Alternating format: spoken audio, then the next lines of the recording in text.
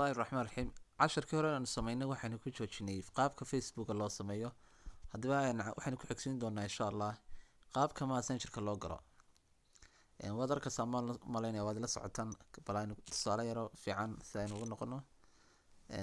sorry halkaa waan arkay nabanana halkaa messengerka ku sawiran yahay ayaanu kali garaynaynaa.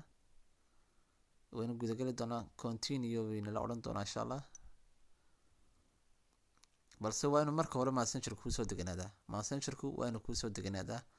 haddii aanad garanayn insha allah casharada dambe ayaan ku sharxi doonaa qaabka markuu usoo dhigo.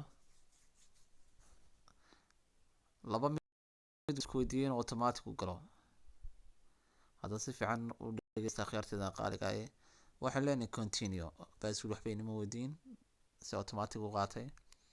waka wax habeeraad Facebook waa fake waa mid aan kale asxaabtooda kaliya tusaale fiican u siiyo.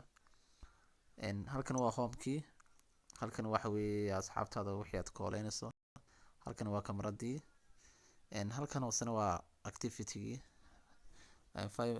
macnaha dadka gudaha mobilka aad isticmaalso ku jira numberska ku jira ayaad halka kala xiriiri doonta insha allah. Facebook-ana ku isticmaalaya active markaad leedahayna waxa weeye wuxuu kusoo saari doonaa dhammaan wixii online ah. halkaana haddaynu taabano tusaale yar waa kan profilekayga dhan Cabdi Osman, username-kayga waa ka, phone number-kayga halkaasaan gelinayaa, notification halkaas imanaya, SMS halkan imanaya, waa ka photos-ka sawirada halkaas imanaya. waa ka mid aan idigu celiyo labada meelood haddii halkaa TikTok ka saaro tan aan ka saaro wixii sawirayaan la ii soo diray ma geli doonaan mobilkayga, balse haddii halka labada meelood furayin si toos ah waxa u gelayaan madaxa mobilkaaga. taa la soco haddii aanad doonayn inay mobilka galaan labada tigoodba ka saaraysaa si aanu mobilkaaga u bixsamin.